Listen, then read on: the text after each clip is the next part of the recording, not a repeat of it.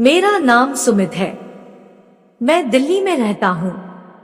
मैं और दीदी जब स्टेशन से दीदी की ससुराल जा रहे थे तो दीदी ने बताया कि 4 महीने पहले उनके जेठ की दूसरी शादी हुई है। उनकी दूसरी बीवी बहुत सुंदर है। पहली बीवी से जेठ जी को बच्चा नहीं हुआ तो शादी के 10 साल बाद उन्होंने उसे तलाक दे दिया है। अब जो दूसरी वाइफ है वो दिल्ली की है और जेठ जी के साथ ही उनकी कंपनी में सेम डिपार्टमेंट में थी। उसका नाम ज्योति है। यही सब बात करते करते हम दीदी की ससुराल पहुंच गए। दीदी का ससुराल पैसे वाला घराना था।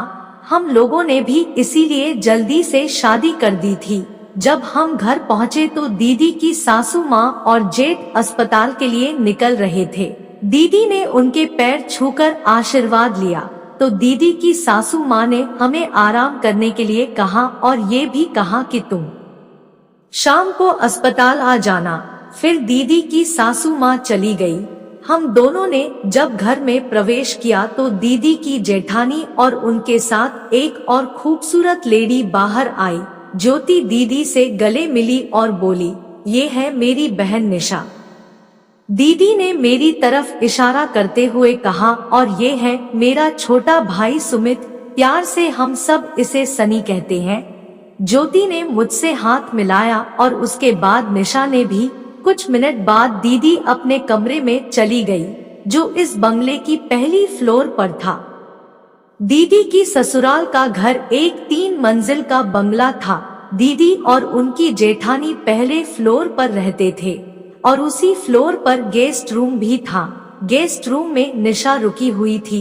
दीदी अपना सामान बेडरूम में रख कर आ गई और मुझे दूसरे गेस्ट रूम में ले गई, लेकिन वहाँ पर वॉशरूम नहीं था तो मुझे पहले फ्लोर का कॉमन वॉशरूम यूज करना था। जब दीदी मुझे गेस्ट रूम में ले गई तो मैंने दीदी से कहा कि वे दोनों तो बहुत सुंदर हैं। दीदी बोली, हाँ दोनों सुंदर तो हैं। मेरे जेठ भी तेरे जीजू के जैसे पूरा दिन पैसे के पीछे भागते रहते हैं। मैं बोला, ट्राई मारूं क्या? दीदी बोली, संभाल कर, ये मेरा ससुराल है। मैं बोला, चिंता मत करो दीदी, सब कुछ आराम से करूंगा। दीदी ने गुस्से से मेरी ओर देखकर एक आंख मारी और बाहर चली गई। दीदी बाहर गई तो मैं फ्रेश होने बाहर के कॉमन बाथरूम में चला गया। तभी अचानक से कोई आ गया। जब मैंने देखा तो निशा थी। जल्दी ही मैं नहाने लगा। कुछ समय बाद जब मैं नहाकर बाहर आया तो निशा और ज्योति दोनों ही मेरी तरफ देखकर हंस रही थी। हॉल में उस समय कोई भी नहीं था, सिर्फ मैं, निशा और ज्योति थे। निशा बोली, कैसे हो? किसको याद कर रहे थे? मैं बोला, आप ही को याद कर रहा था, आप हो ही इतनी खूबसूरत। तभी ज्योति बोली, और मैं बोला, वो शेर है तो आप सवा शेर है। अब जब मैंने देखा तो दीदी अपने रूम से मुझे देख रही थी और मुस्कुरा रही थी। दीदी ने हमारी सारी बातें सुन ली थी। फिर मैं अपने रूम में गया और कपड़े चेंज करके मैं हॉल में पहुंचा तो दीदी, ज्योति और निशा शाम का नाश्ता और चाय लेकर बैठी थी। दीदी ने मुझे भी चाय, चकली और ड्राई फ्रूट के अलावा खाने के लिए और भी काफी सारी चीजें परोस दी थी, लेकिन मैंने सिर्फ बिस्कुट ही खाए और चाय पी। बाद में दीदी ने ड्राइवर से कहा कि वो गाड़ी निकाल ले, सब पिताजी को देखने अस्पताल जाएंगे।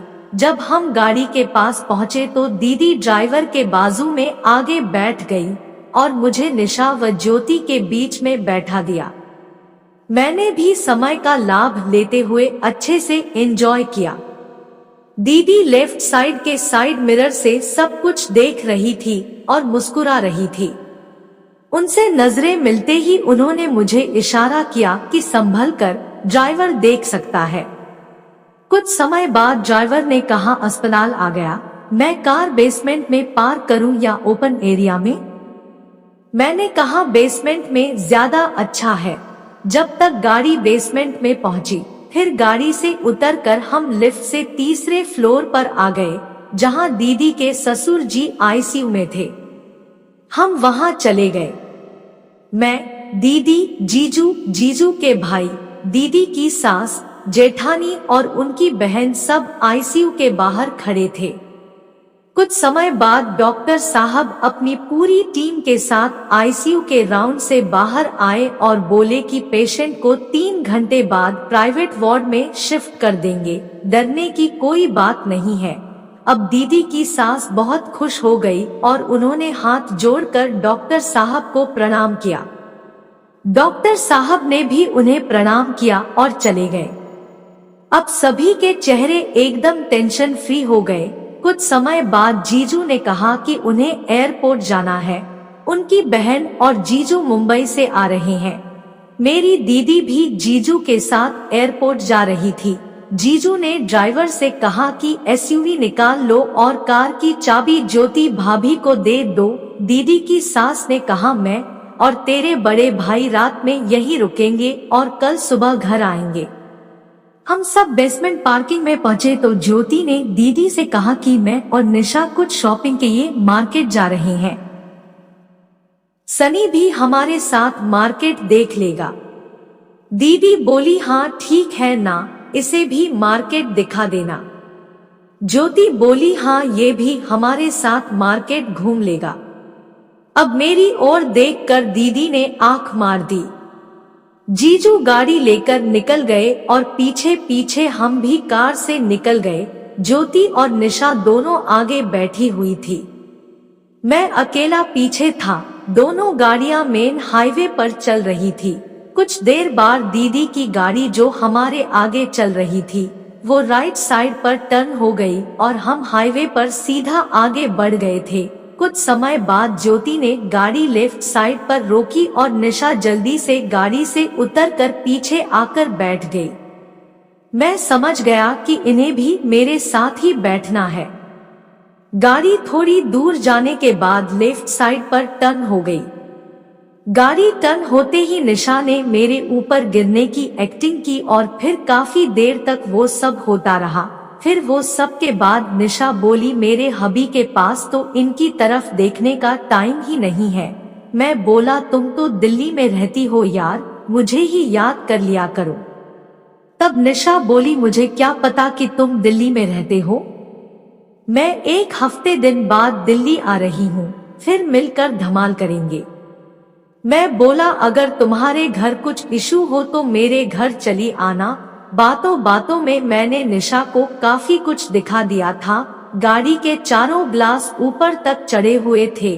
उस समय शाम के 7 हो चुके थे, इसलिए किसी को कुछ भी नहीं दिख रहा था। निशा बोली देखो गाड़ी की सर्विस अच्छे से कर दो। फिर वो सब के बाद मैं पीछे की सीट पर जाकर लेट गया। मैं बैक सीट पर लेटा हुआ था। अब ज्योति आ गई, फिर ज्योति की गाड़ी की सर्विस की। फिर वो सब के बाद ज्योति ने घड़ी देखी तो 8 का समय हो गया था। अब हम तीनों घर की ओर निकल पड़े। जब हम घर पहुँचे तो घर पर कोई नहीं था।